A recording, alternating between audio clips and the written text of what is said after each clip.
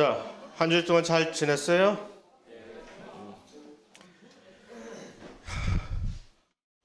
머리를 깎았어야 되는데 어제 못 깎아가지고 한 주일 동안 괴롭게 내놨네. 머리가 아니라 얼굴이라고. 응? 자, 지난주 이제 강의에서 사실 일장에 대해서 가장 중요한 부분은 이미 다 우리가 섭렵을 한, 그러니까 왜 생명체적 공통적 특성들이 그런 식으로 연계가 되는지에 대해서 그것을 이해를 하는 것이 가장 핵심이죠. 근데 자, 이제 나머지 떨거지들 몇 가지를 확실하게 정리를 하고 넘어가기 위해서 일단 이미 지난 시간에 봤듯이 조직 다세포 생물에서 조직, 기관, 기관계 이런 식으로 몇 개의 그걸 이제 영어로 hierarchical 이런 층층시야 계층적인 구조를 가진다는 뜻에서 hierarchy를 사용을 해서 요 생명의 계층적 구성 자체도 역시 그러니까 생명체의 특성 중에 이렇게 하나에 끼워 넣는 교과서들도 있습니다.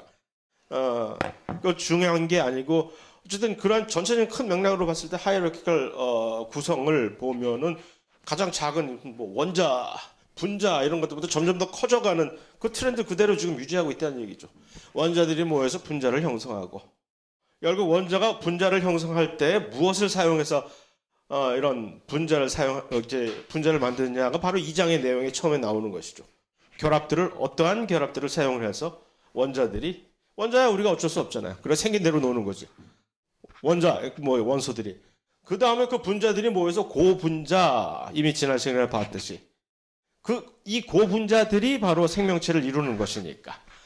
그래서 그 고분자들이 모여서 이제 세포를 드디어 결성하게 되면 그 세포가 갑자기 단세포로 이렇게 평생을 살아가는 주로 원핵세포들도 있으나 다세포들이 특히 다세포 단계에 가서는 새로운 이상한 조직, 기관, 기관계 같은 것들이 형성을 한다는 얘기고. 귀찮다 이거. 감기가 들어가지고서 한 3년 넘게 마스크 쓰고 다니면서 감기 한 번 안 걸려가지고 좋다 했더니 꼭 연중 행사였었는데 감기가 1년에 최소 2번은 걸렸었는데 그동안 한 번도 감기 안 걸리고 해서 좋다가 다니다가 웬걸 당장 마스크 벗었더니 당장 지난주에 목감기 걸려서 꽤 고생을 했거든요. 그래서 마이크를 좀 써보려고 그랬는데 안 되겠네. 답답해서. 들리죠 그래도? 뒤에도? 오케이. 자, 그래서 이게 어디까지 가는 건데 요 개체라는 오르가니즘이라는 개체까지 형성을 할 때 다세포 생물들은 동식물을 할 거 없이 전부 이런 식으로 이 계층적인 구조를 작은 것에서 큰 것들로 점점 더 이루어 나간다는 그런 얘기죠. 그런데 이제 거기서 끝나느냐 하면은 하나의 개체뿐만 아니라 그것을 지나서 개인들끼리 모이면 무엇이 될까요? 할 때 이제 뭐 이런 개체군이라든가 개체군이라는 거는 하나의 종만을 얘기하는 거예요. 그러니까 우리가 여기에 딱 있으면 사람의 개체군이 하나가 생성이 되는 거지, 이 교실에서. 하나의 사람 종이니까 여기에 사람 말고 혹시 뭐 침팬지 없잖아요. 그러나 문제는 현실적으로 어느 한 지역에서 하나의 종만이 존재하고 있을 현실은 절대로 없지. 우리가 눈에 보이지는 않지만 지금 엄청나게 많은 다른 미생물들이 지금 막 붕 떠다니고 있잖아요. 요 밑에 들어보면 바퀴벌레 몇 마리 기어다닐지도 모르고. 그러니 현실적으로는 요 개체군이라는 것이 이제 모여서 마치 조직들이 모여서 이 기관을 형성하듯이 개체군들이 또 여러 개 모여서 서로 다른 개체군까지는 이제 소위 말하는 호모제니어스한 동일한 종들로만 구성된 것이 개체군이나 이제는 군집에서는 그들이 서로 다른 개체군들이 모여서 하나의 커뮤니티를 나중에 이제 형성을 하게 되겠죠. 뭐 여러 가지 종들이 섞여서 어우러져 같이 더불어 사는 세상이니까. 그런데 이제 그러한 커뮤니티라는 걸 형성할 때에는 자기네들끼리만 아니라 너 혼자 하늘에서 떨어진 줄 알았지? 아니지. 환경이 받쳐줘야 그 지역에서 지역을 이렇게 소위 말하는 지원을 해주는 또 이거 왜 이래 이거 지원을 해주는 그 환경적인 요소들이 무슨 기후, 물, 바람 뭐 그런 모든 기후들이 같이 이렇게 어우러졌을 때 그걸 다 포함을 시켰을 때 우리는 그거를 이제 생태계 에코시스템이라는 요소를 요새는 잘 하잖아요. 뭐 애플의 에코시스템이 있다는 둥 무슨 삼성도 에코시스템을 자기들끼리 만든다는 둥 하는 중 그게 바로 거기서 나온 말이죠. 그게 이제 전부 다 가면 바이오스피어라고 하는 생물권이라고 해서 이제 다지 뭐 이제 현재 우리가 알고 있는 생명을 포함한 어떤 그 가장 큰 커뮤니티는 우리가 생물권이라는 지구 위에 있는 지각과 대기권을 포함한 그 생물권 하나밖에 없는 것이고 뭐 그게 중요한 게 아니라 그런 식으로 이렇게 해요. 그다음에 그러면 실제적으로 요 전 슬라이드로 내려가 가지고서 야 이렇게 안 받쳐줘.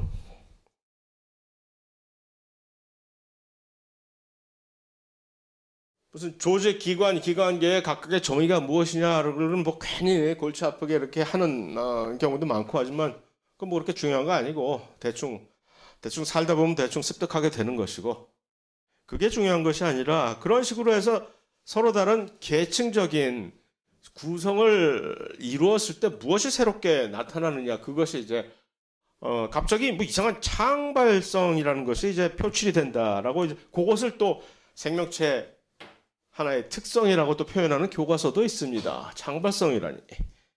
이 emergent property라고 영어로 얘기하는 요 창발성 특성이라는 것은 정의를 하자면 정의를 하는 게 더 헷갈려요. 뭐 산수를 어디서 배워왔는지 모르나 부분들을 전부 다 합한 것이 전체보다 작다라는 얘기지. 각각의 이 부분들 컴포넌트라고 하는 각각의 요소들을 전부 다 합하면 산술적으로 그게 전부 똑같이 해서 전체를 다 충분하게 표시를 해야 될 것인데 그 전체는 그 각각의 구성 요소들을 전부 다 합한 값보다 뭔가 뭐 플러스 알파가 있는 좀 더 큰 그러한 형태를 보일 때 우리는 그것을 갑자기 창발성 영어로 왜 이것을 emergent 갑자기 튀어나온다는 얘기죠. 갑자기 어디서 갑툭 튀가 바로 emergent라는 얘기지. 뭐지? 뜬금없이 얜 뭐래? 하고 전혀 생각도 못했는데 튀어나온다는 그런 성질이라고 해서 emergent property라고 얘기를 하는 겁니다. 그래서 전체는 부분의 합보다 크다고? 뭔 말이래 도대체? 이런 얘기죠. 각각의 하부 단계에서 대충 네 수를 내가 알겠다. 그러니까 니들이 명을 그렇게 노는구나. 대충 다 알았다고 마스터를 했다고 생각을 하고 그러면 그럼 다음 단계로 올라가자. 내가 니들을 다 알았으니까 결국은 이 윗단계에 뭐야? 니들이 모여서 결국 된 거 아니야. 그럼 뭐 있겠어? 하고 올라가 봤더니 전혀 여기서 자기가 겪어보지 못했던 갑자기 새로운 특성이 툭 튀어나와가지고 나를 급 당황시킨다는 얘기지. 이거 뭐야? 설명이 불가하잖아. 나 이거 다 알았는데 하고 올라왔더니 한 단계 올라갔더니 갑자기 짜증나 모르네. 이런 것도 모르면서 어디로 올라왔어? 라는 그런 특성이 이제 창발성 특성이라는 얘기인데 이게 그러니까 이제 이런 조직 다세포 생물에서 이런 조직이 계층의 구성이 있다고 칩시다. 세포 단계에서 세포를 이루는 뭐 각각의 세포들 전부 다 세포 생물학자로서 다 열심히 공부를 했다고 칩시다. 그래서 세포에 대해서 도가 텄어.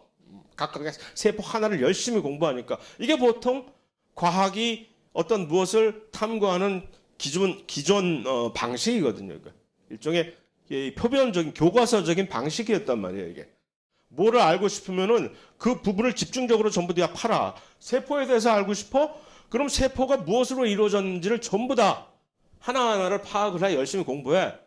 그러면은 그것들을 다 하나하나 다 공부한 다음에 네가 머릿속에서 다 이게 구성을 해보면 세포가 어떻게 기능을 할지 그럼 알 거 아니냐. 마치 시계가 어떻게 돌아가는지 작동이 원리가 궁금해? 분해해. 그래서 각각의 톱니바퀴가 어떻게 물려 있는지, 각각의 시계의 분침과 시침이 어떤 식으로 맞물려서 어떻게 돌아가는지를 일단 하나하나를 전부 이해하면 그다음에 시계가 어떻게 돌아가는지를 다 알 거 아니야. 그게 바로 과학이 서양에서 시작한 이 과학이 어떤 식으로 문제를 해결하는지를 하는 그 표준적인 방식이었답니다. 그것을 우리는 환원주의라고 하거든요. 리덕셔니즘이라고 해서. 그 전부 다 여러분들의 그러니까 강의 자료에 다 있는 겁니다. 이거 지금 그냥 제가 툭툭툭툭 던지는 얘기지만. 그래서 그런 방식으로 이렇게 우리는 세뇌가 돼 있기 때문에 이런 복잡한 생명체 얼마나 복잡해요. 이거 공부하려면 또 그런 식으로 이 환원주의의 장점이 뭐냐 하면은 아무리 직관으로 알라고 동양의 옛날 옛부터 고유에 내려오던 그 공부 방식인 직관에 의해라 가만히 쳐다보면 알게 된다라고. 백날 쳐다봐라 시계를 이게 알게 되나. 시계를 알고 싶으면 뜯어봐야지. 이게 아주 효과적인 그런 학습 방식이었거든. 그래서 더더군다나 특히 복잡한 시계처럼 복잡한 생명체는 시계보다 훨씬 더 복잡하잖아요. 그래서 그런 식으로 요거를 공부를 하면은 그제서야 생명체가 어떻게 작동하는지는 조금 그제서야 알 수 있을 것 같다라고 해서 당연히 생명을 공부할 때는 기본적으로 환원주의적인 접근 방식을 통해 가지고서 공부를 하는 게 뭐 당연한 얘기 아니야. 아직도 그게 대세죠. 무엇을 공부하고 싶으면 이 생명에 관해서 당연히 그러한 접근 방법으로 기초부터 차근차근 해가지고 전체적으로 나중에 외우는. 그런데 문제가 그렇게 되면은 갑자기 이렇게 툭툭 튀어나온단 말이죠. 세포에 대해서 다 알았다고 자부를 했는데 그 세포들이 결국은 하나에 뭉쳐가지고서 그 세포, 동일한 세포들이 모여가지고서 구성한 조직이 갑자기 우리에게 가져다주는, 전달해주는 어떤 그들의 특성은 금시초문이지. 아니, 내가 알기로는 세포는 이런 정도밖에 할 수 없는 줄 알았는데 갑자기 이것들이 조직이라는 것을 구성하더니 왜 갑자기 이상한 짓을 하네? 내가 전혀 생각지도 못했던? 이게 뭐지? 기관으로 넘어가면은 이 각각의 서로 다른 조직들이 구성이 돼서 하나의 기관들을 이루는 눈, 무슨 뭐 심장, 뇌 이런 기관들을 만드는 거 아니에요? 그 기관의 단계에 갔을 때는 더 황당한 거지, 이제.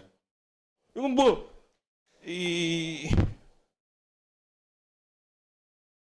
예를 들어서 가장 흔히 잘 드는 예로 뇌, 그 복잡하고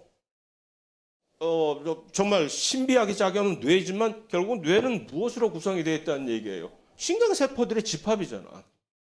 신경세포들, 뉴런을 철저하게 해부해서 그것들이 어떻게 신호가 전달되는지 열심히 다 공부하고 다 알았단 말이야. 신경세포 안에서 어떠한 신경 전달 물질이 어떤 식으로 전달이 되고 뭐 하는 거 다 알았어. 그럼 결국 니들이 결국은 다 뭉친 게 뇌인데 그럼 니들이 뛰어봤자 벼룩이지 하고 뇌를 공부하려고 딱 봤더니 뇌에서 갑자기 툭 튀어나오는 지성, 감성, 분노도 감성의 일종이지. 뭐 이런 것들이 튀어나오는데 그거 어떻게 설명을 하지? 설명할 길이 없는 거지. 이것을 그러니까 갑자기 생물학계에서도 야 이건 창발성 특성이네. 내가 아무리 뇌세포를 신경세포를 뉴런을 열심히 공부해도 하나하나 지성이라는 어떤 특성을 내가 설명할 길이 없네. 어디서 튀어나오는지. 그래서 이제 하나의 공통적인 특성으로서 생명체에도 창발성 특성이 있다라는 식으로 이렇게 내려오고 있었던 거죠. 그런데 가만히 생각해 보면은 그러한 특성은 이 생명체 내에서만 이렇게 유일하게 존재하는 건 절대 아니죠. 흔히 제가 잘 드는 예인데 예를 들어서 여러분들의 창고 거라지라고 칩시다. 미국식 집에 있는 차고 같은. 그런데 빈 데다가 자전거 부품을 전부 널브러져서 다 분해해가지고 이렇게 바닥에 늘어놨다고 칩시다. 누군가가 잘못 기계에 완전히 그 전병인 나 같은 사람이 딱 들어가보면 이게 뭐야 도대체? 뭐지? 하나하나 집어봤자 나에게는 아무런 감흥이 없는 하나하나의 부품일 뿐이죠. 그런데 갑자기 미케닉이 쓱 들어와가지고서 자전거를 능숙하게 조립을 딱 해서 딱 주면 갑자기 창발성이 튀어나오지. 와, 각각의 부품이 갑자기 조립이 되더니 나에게 운동을 제공해주는 아주 신박한 기능을 제공해주는 자전거가 되어버리네. 와우, 할렐루야, 창발성하고 똑같은 얘기예요. 그 얘기는 뭐냐면, 그러니까 또 이제 구글 같은 데서 창발성 같은 걸 치면 이런 그림이 툭 튀어나와 버리지. 이렇게. 뭐야 이게? 각각의 요 부품, 천조가리 부품들이 있다고 쳤을 때 이것들을 어떤 식으로 배열하느냐에 따라서 이렇게 될 수도 있고 이렇게 될 수도 있고 이렇게 될 수도 있고, 그런데 아무리 어떤 개인이 천조가리 단계에서 각각의 부품 단계에서 이것들을 연구를 아무리 해봤자 이것이 무엇이 될지, 이것이 이런 식으로 변할지 이런 식으로 변할지 이런 식으로 변할지가 예측이 됩니까? 모르지. 그래가지고 어떤 식으로 자기가 전혀 예상치 못한, 나는 이걸 예상했었는데 갑자기 이게 툭 튀어나오면 와 이거야 창발성이네 하고 막 호들갑을 떤다는 얘기죠. 호들갑은 가만히 조용히 집에 가서 떨고 이제 내가 얼마나 멍청하고 무식한지를 반성을 해야 된다는 그런 게 아닐까라는 얘기죠. 네가 그렇게 똑똑한다고 똑똑한 척했지만 결국 아무것도 모르는구나. 네가 조금만 복잡한 걸 이렇게 내줘도 꼼짝을 못하네. 조심해. 긴장해. 요즘 인공지능의 시대에 긴장해. 너 조금만 있으면 넌 아웃이야. 라는 게 바로 이 창발성이라는 얘기죠. 다시 말해서 창발성이 왜 생겼느냐?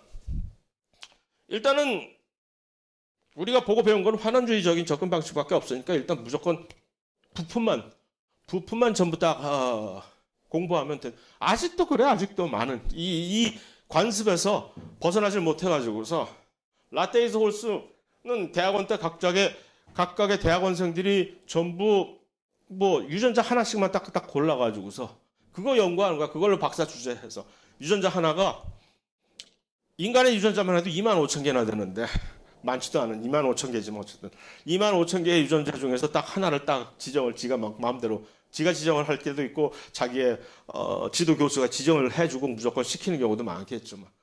해가지고서 마치 그 유전자에서 만들어지는 단백질이 이 세계에서 이 온 우주에서 가장 중요한 유전자인 양, 유전 산물인 양 완전히 지 혼자 세뇌를 시켜갖고 그것만 파는 거지. 그래갖고 열심히 공부해서 마치 지가 요 유전자 하나에 대해서 기능 또는 무엇에 대해서 전문가가 되었다고 박사 이제 하기를 딸쯤 되면 이제 언제 세상에 눈에 뵈는 게 없을 정도로 시건방 져질 거 아니겠어요? 이제 뭐 아는 것 같고 알긴 뭘 알아 개뿔을 하면서 딱 해서 지가 알았다고 칩시다. 이 유전자에 대해서. 그럼 이 유전자 하나 가지고 이제 뭐 세상을 구하겠다고 뛰쳐나오나 실제로 이것을 세포에 적용을 자기가 배운 것을 적용해 보면 아무것도 들어맞지 않지. 내가 배운 대로 이 유전자의 기능에 대해서 이거를 그대로 적용을 했는데 왜 안 될까? 무엇을 이제 간과하는 것일까요?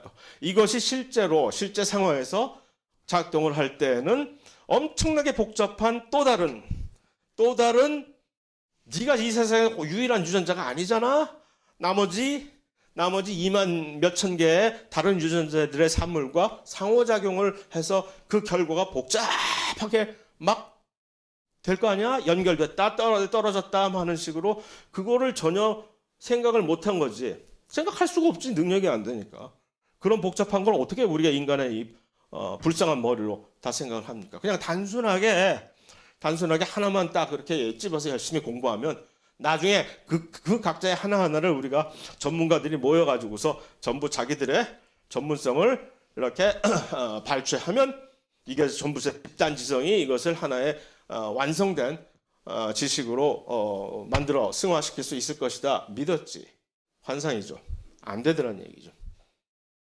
중간에 빠진 부분은 그 복잡한 상호작용, 그게 얼마나 중요한데 그것을 간과한 거라는 얘기입니다. 그래서 항상 그러면 창발성이라는 것을 부딪힐 수밖에 없지. 왜? 생명체는 복잡하단 말이에요. 왜 복잡해요? 왜냐하면 각각의 부품들이 아주 복잡한 방식의 상호작용을 통해 가지고 새로운 2차, 3차의 결과를 항상 있는 것이 아니야? 그때그때의 환경에 맞게 다르게 도출해내기 때문에 그거 다 어떻게 일일이 다 생각을 해낼 거냐라는 얘기죠. 그래서 지금도 많이 그런 식으로 접근을 하다가 그냥 폭망하고 그러죠. 대부분 아직도 그렇게 많이 실패를 하는 이유들이 아직도 예를 들어서 GMO 작물 같은 거예요. 동물도 그렇고 식물도 그렇고 GMO 작물 같은 거를 막 만들 때 자기의 그 유전자 하나만 딱 가지고 뭔가 이것을 개량하면 요 유전자 하나만 개량해서 무슨 슈퍼 농산물을 만들어내면은 이것이 진짜 뭐 세상을 구할 것이다. 웬걸 그거 하나 고쳐 가지고서 막 해버리면 그게 들어가서 그 혼자 노는 것이 아니라 다른 애들이랑도 이렇게 타협을 해서 놀아야 되는데 이 유기체 안에서 안 된다는 거지. 그래서 그거를 다 감안을 하고 나중에 공부를 좀 더 한 다음에 다시 하산해. 일단 다시 산에 올라갔다가 나중에 좀 더 배우고 하산해라. 라는 추세가 이제 약도 마찬가지일걸요. 약 같은 것도 하나의 약을 이렇게 그런 식으로 만들어 가지고 이것이 요거를 요 분자 구조를 변형시켜 가지고서 이렇게 하면 요 타겟으로 해 가지고서 하면 우리가 다 치유가 된다라고 아직도 많은 제약회사들이 그런 식으로 접근을 하는데 운이 좋을 땐 그것이 되나? 그렇지 않고 그것의 결과로 또 다른 2차, 3차, 무슨 7차, 8차 상호작용을 불러일으킬 때는 이건 도대체 걷잡을 수 없게 되는 것이죠. 내가 예측했던 것과는 전혀 다른 방식으로. 그럼 이거 어떻게 해결할 거야? 여태까지 우리가 다 헛짓한 거냐? 공부 괜히 완전히 몇십 년 동안 공부했는데 이거 전부 다 헛짓이네. 자, 짐 싸고 이제 그냥 가서 딴 일이나 하자. 우리 이거 아무리 해봤자 쓸데없는 짓이다. 이렇게 실망하고 그냥 포기해야 될까요? 그걸 포기하지 말라고 이제 새롭게 해보라고 하는 것이 요즘에 시스템 생물학이라는 얘기죠. 네가 여태까지 조금 잘못 배웠는데 이런 식으로 접근을 해야 되지 않을까라고 해서 하나의 부분만을 이렇게 집중적으로 파지 말고 물론 그것도 중요하지만 하나의 부품을 그러나 훨씬 더 중요한 것은 그 부품들이 어떻게 그 전체에서 하나의 일개 구성원으로서 상호작용을 자기의 역할을 수행하면서 상호작용을 해내서 그 결과를 얻어내느냐가 진짜지라고 그것을 파악하겠다는 것이 시스템 생물학입니다. 그런데 문제는 그러려면 옛날 기존의 방식으로 그냥 우리의 인간의 뇌 하나만 가지고서 사람의 개인의 뇌 하나만 가지고 그냥 열심히 생각을 하고 골똘히 하면 절대로 될 일이 아니지. 불가능하지. 그 엄청나게 복잡한 이 경우의 수를 이럴 경우엔 이것이 되고 저럴 경우엔 저에서 하는 것을 엄청나게 복잡한 네트워크를 만들어 가지고서 일일이 하나하나를 검증을 하고서 예측을 해야 되니까. 자, 그럼 누가 여기에 이제 왜 이렇게 한국말이 생각이 안 나냐? 소환이 돼야 될까? 컴퓨터가 소환이 돼야지. 그래서 이제는 엄청나게 파워풀한 컴퓨터가 엄청난 알고리즘과 이 계산 능력을 제공해 줄 수 있는 컴퓨터가 여기에 개입되지 않으면 시스템 생물학은 한 발자국 나갈 수가 없는 것이고 또 역으로 얘기하면 그러니까 이제 와서야 시스템 생물학이 그 이전에는 하고는 싶어도 할 수가 없었지. 기계가 없는데 일단 능력이 안 되는데 근데 이제는 되니까 컴퓨터들이 워낙 많이 좋아졌으니까 그래서 요즘은 이제 각 대학에서는 이제 무슨 일을 하고 있나요? 그럼 원래 사람은 그대로인데 너무 이렇게 냉소적인가? 원래 사람은 그대로인데 간판만 바꾸는 거지. 한 10년 전에는 그냥 생물학과, 한 5년 전에는 예를 들어서 생명과학과, 그랬다가 이제 와서는 시스템 생물학과. 뭐가 달라? 있는 사람이랑 하는 방식은 똑같은데 어쨌든 트렌드가 그렇다는 얘기죠. 트렌드가. 왜 이름을 바꿀까? 과에서는. 그래야 이제 학생들이 좀 더 인기가 있어서 인기 있는 과인가 보다 생각하고 더 이제 학생들이 더 많이 지원할까? 해서 언제 배울라나 사람들은 어쨌든 그래서 그것이 이제 바로 창발적 생명체의 창발적 특성이라는 얘기고 요는 뭐냐 결론적으로 말해서 창발성이라는 것은 실체가 없는 것이고 이 생명계에서 창발성이라는 실체가 아니라 그것은 복잡한 어떤 시스템이 돌아가는 메커니즘을 우리가 제대로 이해하지를 못하고 허상이죠, 허상. 신기루. 오, 뭐가 새로운 것이 튀어나왔어. 하고. 나중에 배우겠지만 우리가 광합성 또는 세포 유기호흡 할 때 각각의 효소들이 미토콘드리아나 엽록체 막에 정교하게 배열이 되어 가지고서 그래야 이것이 전자들이 딱 돌아가면서 실제로 ATP가 합성이 되든가 무슨 뭐 나중에 무슨 포도당도 합성이 되든가 해야 될 거 아니에요. 일일이 전부 다 공부를 해서 각각의 구성 요소들은 전부 다 알았다고 칩시다. 다 분리 정제를 했다고 칩시다. 할 수 있지, 다 했지. 그러면 걔네들 다 모아다 놓고 시험관에다 다 끌어다 놓고서 자, 빛만 쬐면 이제 광합성이 될 것이야 라고 되나? 안 되지. 옛날에 꽤 오래된 얘기인데 독일에서 얼마나 이 분석 과학이 많이 발달을 했어요. 그래서 한의학 인삼 같은 효능이 엄청나게 좋다는 건 이미 익히 들어 알고 있었고, 그래서 인삼을 갈아가지고서 쫙 분석해 보니까 뭐가 있고 이건 좀 더 파악이 되더라는 얘기죠. 그래서 뭐 그럼 우리가 전부 다 이런 것을 정제해가지고서 그대로 합성을 해서 하나의 필로 알약으로 만들어서 인삼보다 훨씬 더 효능이 센 무슨 약하고 트라이를 했는데 어떻게 됐을까 결과가? 개폭망했겠지 뭐. 전혀 효능이 없는 거지. 그러니까 그런 식으로 부분만 컴포넌트들만 전부 다 가지고 아무데나 대낮에나 전부 쏟아 넣는다고 네 생각대로 그건 네 생각일 뿐이고 네 생각대로 절대 되지 않는다는 얘기죠. 왜? 생명이 네가 그렇게 생각하는 만큼 그렇게 만만하게 작동하는 게 아니다라는 얘기인데 그걸 왜 자꾸 애써서 부인을 해? 복잡한 걸 복잡한데 인정을 하고 배우려고 좀 더 배우려고 겸손하게 노력을 해야지. 그게 바로 이제 시스템 생물학이라는 얘기고 창발성은 그 중간에 우리가 전근대적인 환원주의적인 접근 방식의 생물학 공부 방식에서 시스템 생물학으로 이렇게 넘어가는 전 단계에 있었던 하나의 무지개 다리 정도였다라고 생각을 하면 원래 실체는 없는 것이다 라는 얘기입니다. 자, 그래서 그다음에 뭐 지난 시간에 봤던 각각의 주요 특성 중에서 특히 요거 하나만 아주 간단하게 그냥 슬쩍 짚고 넘어가는 대사작용 중에 이렇게 두 가지 종류의 대사작용이 있다. 이것은 우리가 이미 나중에 세포의 유기호흡과 광합성을 사실은 하나의 챕터로 각각 별개로 이미 여러분들이 고등학교 때 생물학을 배웠었다면 뭐 약대 오시려면은 이미 생물학 배우지 않고는 오기 힘들었겠지만 했다면 이것은 이미 다 섭렵했을 것이고 이미 알았을 거 아니에요. 그것이 그런데 이제 광합성이라든가 유기호흡이 가장 중요한 그런 대사작용의 예라서 사실 그런 게 아니라 가장 대표적으로 이 두 가지를 하나씩 이렇게 이제 대표할 수 있는 그런 예였기 때문에 나오는 것입니다. 예를 들어서 고분자 물질에서 글루코스처럼 고분자 물질이 분해가 되면서 점점 분해가 되면서 이렇게 저분자 물질로 변화되는 이러한 방식에 엄청나게 많은 수많은 대사작용 중에서 결국은 두 가지 종류밖에 없다고 말씀드렸잖아요. 하나는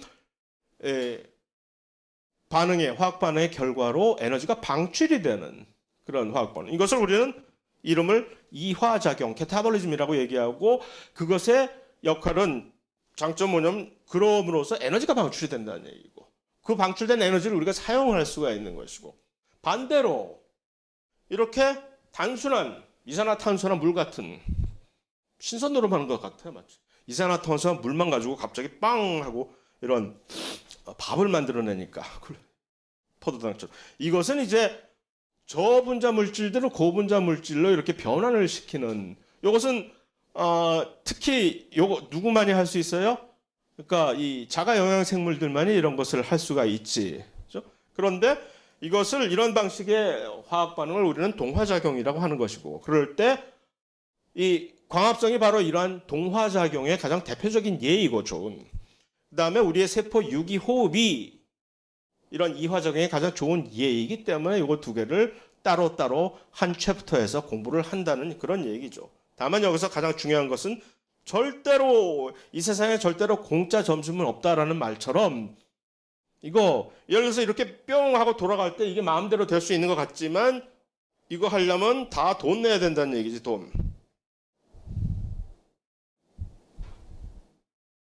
에너지 준위에서 이렇게 낮은 에너지 준위에서 높은 에너지 준위로 변화를 시키기 위해서는 여기다가 에너지를 집어 넣어야 되는 것이고, 높은 에너지 준위의 물질이 저분자, 이산화탄소는 물처럼 저분자로 분해가 되면 거기에 원래 잠재해 있던 에너지들이 방출이 되겠죠. 이렇게 이런 식으로 순환이 되는 이유는 뭘까?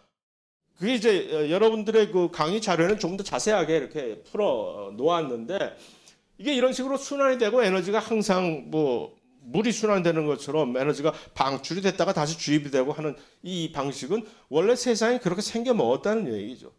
연력학 제1법칙이 여기에 적용된다는 얘기입니다.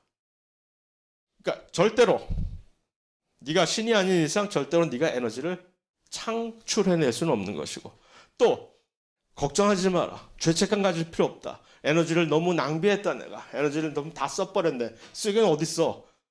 이 세상의 에너지는 절대로 소멸되지 않으니까 걱정하지 말아라 하는 얘기입니다.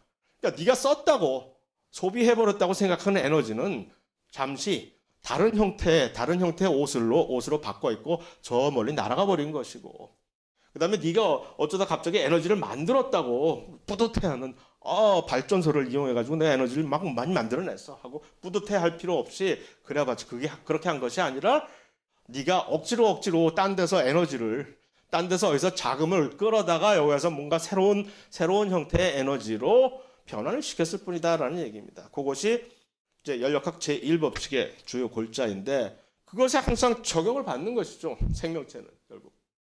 그러니까 생명체가 이것을 보여드린 이유는 생명체가 벌이는 이 대사작용의 결국 근간은 왜 도대체 대사작용이 이렇게 끊임없이 일어나면서 생명체가, 특히 우리 같은 종속 영양 생명체의 경우는 이렇게 그런 과정에서 남의 소중한 생명을 그냥 희생시켜 가면서 막 이렇게 해야 될까? 이거지. 결국 이 안에서 이런 식으로 뭔가 유지를 시키기 위해선 우리가 뭔가를 만들기 위해서는 에너지가 필요한데 그 에너지 어디서 올 거야? 내 안에서 자체 자가 발전이 안 된다는 얘기죠. 그러니까 그 에너지를 얻기 위해서는 저 밖에서 큰 덩치 큰 그 누구 희생양들을 끌어들여 와서 밥 그러면서 분해시켜 가지고서 에너지 끌어나오면 그 에너지를 가지고 그 에너지가 일종의 자금이 돼 가지고서 뭔가를 만드는데 사용이 되고, 또 그래서 똑같은 운명을 겪게 되는 그런 사이클이 우리 몸 안에서 순환이 되면서 그게 통틀어서 일종의 대사작용으로 비춰진다는 그런 얘기이고, 자, 골자는 이것을 소개하려고 그럴 때 그런 식으로 우리가 경제 활동을 할 때 화폐가 있으면 얼마나 편리할까요? 그래서 화폐가 생겨났잖아요. 옛날처럼 물물 교환을 하던 것이 아니라 경제 활동을 할 때 화폐라는 것을 만들어내 가지고서 금융이 발생을 하고 해서 막 이렇게 엄청나게 번창을 하고 하는 것처럼 이 에너지, 생명체의 에너지, 소위 말하는 에너지 입출입, 에너지 트랜잭션계에서도 이런 식으로 아주 간편한 그런 에너지의 입출입을 대신해서 마치 화폐처럼 대신해서 수행을 하게 되는 물질이 바로 ATP라는 얘기죠. 분자 구조가 이렇게 생겼는데 이까지 뭐 중요한 것은 아니고, 이름 자체가 왜 ATP일까? 하나, 둘, 셋, 인산기, 파스페이트가 3개가 있으니까 트라이파스페이트 해서 TP라는 얘기고, 눈치챘겠지만 여기에 있는 얘네 둘은 넌 왜 거기서 먼 산을 바라보고 있니 또? 이 부분이 아데닌이라고 하는 것이죠. 그래서 아데닌 트라이파스페이트라는 그런 뜻에서 ATP라는 얘기인데, 뭐 ATP가 중요한 것이 아니라 그러면 여기서 하나가 딱 제비다리 하나 똑 부러진 것처럼 딱 부러지면 얘는 이제 이름 뭐라고 부를까?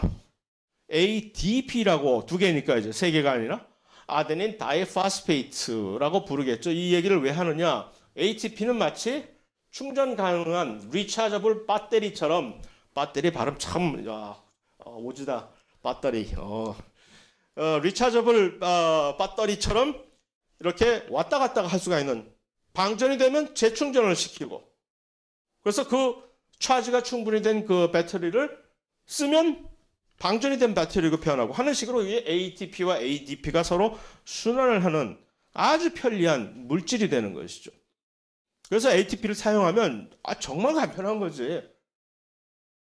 ATP에서 ADP로 변화하는 순간에서 이것이 왜 에너지로 사용이 될 수 있을까? 이것이 왜 에너지로? 왜냐하면 아까 여기서 이렇게 변하는 요 화학 반응이 뭐의 하나의 좋은 예죠?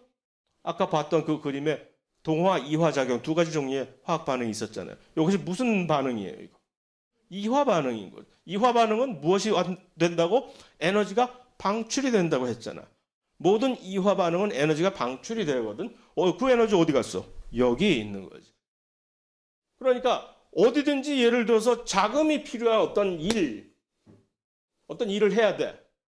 예를 들어서 우리 몸을 데핀다든가 땔감을 떼야 되겠지. 우리 몸을 데피는 데에도 얘가 필요하고 그뿐이야.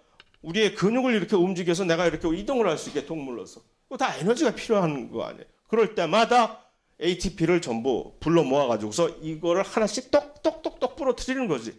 그러면 에너지가 발생하니까 거기에 소요된 에너지가 그래서 충당이 되는 것이고, 그럼 얘는 뭐지 이제? 폐기물 된 거 아니야? 쓰레기 아니야? 소각장에 갖다 버릴까? 이게 재활용이 된다는 것이 참 좋다는 얘기죠. 이렇게 돌아가서. 그런데 문제는 하나의 캐치는 그 배터리 재충전하는 것처럼 재활용하려면 이렇게 올라가려면 어디 충전기에 꼽아야지. 그 얘기는 뭐예요? 에너지를 다시 이 에너지 아까 가져갔던 에너지 도로 돌리도 해야 얘가 다시 돌아갈 거 아니에요. 그 에너지가 다시 주입이 돼야지. 그럼 이 에너지는 어디서 올까요? 우리의 밥에서 오는 것이지. 바로 그 우리의 밥 분자를 분해를 해가지고서 그 에너지를 뽑아가지고서 여기다가 갖다가 이렇게 ADP로부터 만들어내는 작용이 바로 우리의 유기호흡이라는 얘기지. 그래서 그것을 그냥 뭐 여러분 다 아시는 거지만, 그래서 바로 그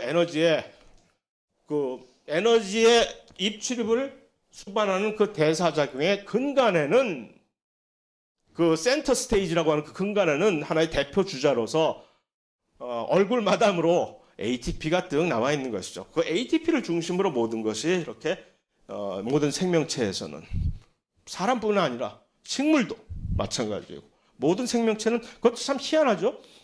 이 세상 이런 ATP처럼 수행을 할 수 있는 물질이 ATP만이 유일한 고유한 물질은 분명 아닐진데 이 세상의 거의 모든 여기저기 참 찾아보면 조금 살짝 다른 그런 예도 있을 테니까 내가 거의 모든이라고 100%라고 확언은 못하지만 거의 모든 생명체들은 전부 그 ATP를 우리처럼 똑같이 이러한 방식으로 이 에너지에 소위 말하는 화폐, 간편하게 에너지를 그런 식으로 입출입을 시킬 수 있는 화폐로 사용을 한다는 얘기입니다. 그러나 이런 대사작용이 이렇게 수행이 될 때 이 말이 왜 중요하냐면은 이화작용이라는 것은 그냥 저절로 발생할 수 있는 반응이거든.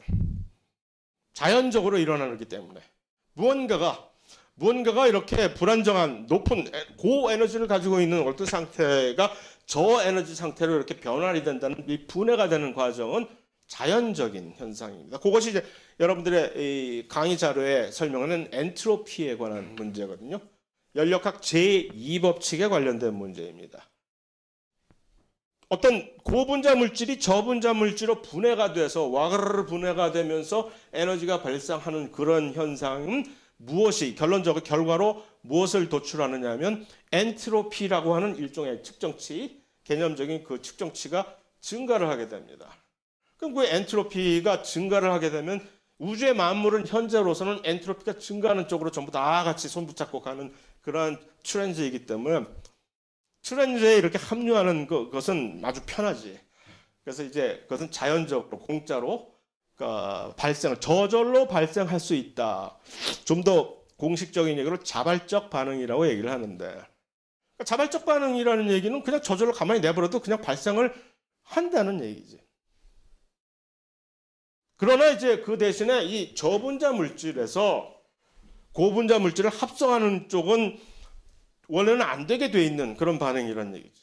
안 돼. 이건 자연적으로 이제 발생할 수 없는, 마치 물이 높은 데서 낮은 곳으로 흐르는 거는 가능한데 가만히 내버려두면 물은 그냥 떨어지게 돼 있어. 그러나 낮은 데에 있는 물을 높은 산으로 이렇게 거꾸로 흐르게 하려면 이게 가능해? 네가 무슨 뭐 모세야? 안 된다는 얘기지. 그러나 그게 가능하게 하는 한 가지 방법은 있지. 이 세상에 안 되는 게 어딨어. 다 돈 찔러주면 다 되는 거 아니야. 뒷근형으로. 여기서 이 돈은 뭐지? 에너지잖아요. 에너지를 주입을 하면 그러한 비자발적인 반응, 자연적이지 않은 비자발적인 반응도 가능하다는 얘기거든요. 그게 결국 이제 뭐 연력학 제2법칙을 그런 식으로 풀어서 쓸 수가 있는 것이죠. 이게 비자발적인 반응은 엔트로피 자체가 그 거꾸로 가는 반응은 엔트로피가 증가하는 대신에 감소하는 그런 결과를 나올 테니까 그것은 우주에서 허락하지 않는 그런 방식의 화학 반응이기 때문에 이게 안 된다는 얘기인데, 그럼에도 불구하고 이것이 가능한 이유는 일단 돌려막기를 할 수 있기 때문에. 원래 전체적으로는 그래. 전체적으로는 모든 화학 반응은 엔트로피가 증가하는 방향으로 가게끔 돼 있어. 어차피 지금 현재는.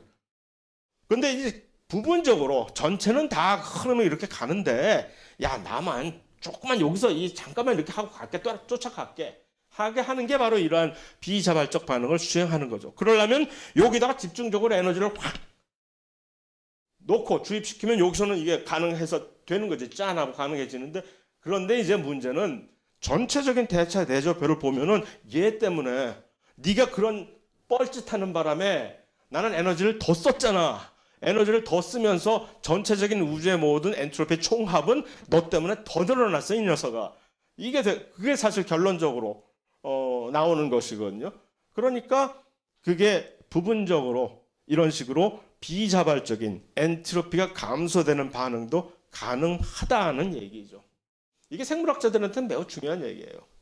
물론 현실적으로 그러니까 이제 비자발적인 반응이 이런 식으로 현실적으로 생성이 되는 이유이지만, 특히 생물학자들은 생명의 근원을 설명할 때 이 이론이 없으면 생명체가 처음에 저절로 생겨났다는 이 이론을 처음에 감히 꺼내놓을 수가 없는 거지. 말도 안 되는 소리지 그건. 어쨌든 그런데 그럼 이 자발적인 대사작용 같은 이런 이화작용 같은 거는 가만히 내버려두면 그냥 된다는 얘기 아니에요. 그럼에도 불구하고 여기서 우리가 뭐 다 알고 있는 효소라는 친구, 색깔이 이렇게, 효소가 뭐죠? 효소의 정의가 뭡니까? 촉매. 다 아네 역시. 촉매는 촉매인데 유기촉매라기보다는 그러니까 생물학적인 촉매라는 얘기죠. 시험관에서 화학 반응처럼 이렇게 촉매하는 것이 아니라 생명체 안에서 생물학적인 촉매, 생명체 안에서 발생되는 대사작용을 촉매시키는 것을 효소라고 하는 것이죠. 그래서 그 얘기는 이제 나중에 우리가 볼 테니까 2장에서 3장에서 다룰 얘기니까 여기서 굳이 자세하게 다룰 필요는 없지만, 어쨌든 효소의 촉매작용 없이는 어떤 자발적인 반응이라 하더라도 거의 모든 대사작용이 발생을 하지 않는다라는 점이, 그러니까 효소가 그만큼 생명체를 유지하는 데 중요하다는 얘기죠. 그건 뭐 나중에 가서 그게 왜 그런지에 대해서 논리적으로 다시 한번 확인을 하게 될 예정이고. 진화. 시간이 이런 식으로 자꾸. 우리가 잘 알고 있는 진화, 찰스 다윈이 이렇게 처음으로 주창을 했다는 요 진화론이라고 하는 것의 이 실체는 결국 자연 선택이잖아요. 이미 우리가 봤으니까. 뭐 역사적으로 갈라파고스 군도에 이렇게 참 운이 좋았던 금수저였기 때문에 이렇게 갈라파고스 군도에 탐험선 따라서 같이 별치고 없이 돌아다니다가 거기서 이제 영감을 탁 얻어가지고서 얘네들이 갑자기 종으로 분화하는 요 작은 섬에서, 여러 가지 군도에서 원래는 본토에서 이 본토에서 한 종류의 새가 이렇게 화산에 의해서 비교적 지질학적으로 새롭게 발생된 요 섬들이기 때문에 생명체들이 원래부터 거기서 자생하지 않고 이주를 했기 때문에 새들도 원래 여기서 원래 우리 원조 새가 이주를 했는데 이건 한 종류밖에 없단 말이에요.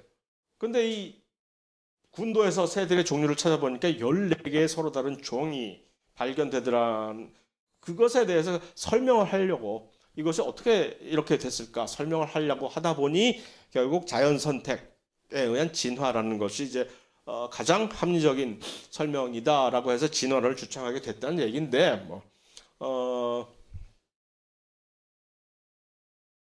그것이 중요한 것이 아니라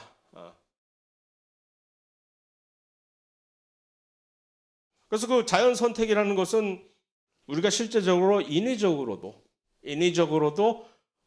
막 얼마든지 아주 짧은 시간 내에 실제로 마치 새롭게 결과를 만들어내기도 하는 이게 집비둘기들이 원래 야생 비둘기보다 사육된 비둘기들의 종류가 이렇게 다양하게 많은 이게 전부 다 비둘기래요.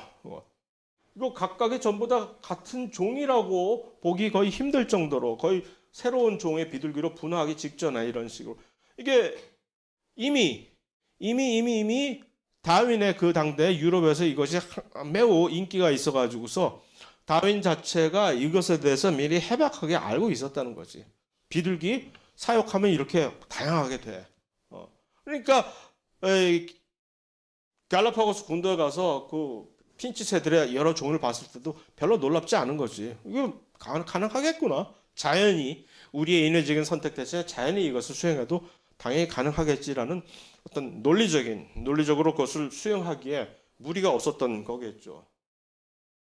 잘 알잖아요, 우리 개 이렇게 엄청나게 서로 많은 다른 종류의 개 품종들이 원래는 아주 비교적 짧은 시간 안에 늑대로부터 전부 나온 그런데 이렇게 종이 품종이지만 아직까지는 품종이지만 이렇게 많아진 이유는 우리들이 선택적으로 개인을 뽑아서 우리의 입맛대로 교배를 우리의 목적을 가지고 시켰기 때문에 생긴 거 아니에요. 아직까지는 이들이 같은 종이라는 얘기는 아직까지 이들이 우리가 억지로 하면 교배가 되지만 이것이 가다 보면 어느 순간에는 이제 끝간데 가서는 예를 들어서 치와와하고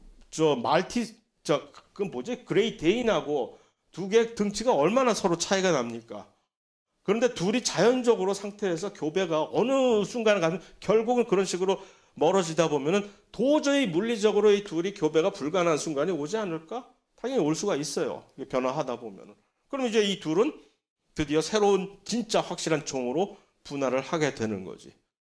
얼마든지 우리가 지금 눈에도 마음만 먹으면 새로운 종을 만들어내는 것이 가능하고 그러니까 이 개에서도 그것이 가능할 뿐만이 아니라 우리 자연은 당연히 가능하다는 얘기죠 이게. 그 얘기를 지금 이 그림에서 엿볼 수가 있겠구나. 치와하고 예를 들어서 마스티프 둘이 같이 교배가 되겠어? 의심스러울 정도로 말이에요. 이거 뭐야 이거? 이 둘이 어떡하라고 좀 이거?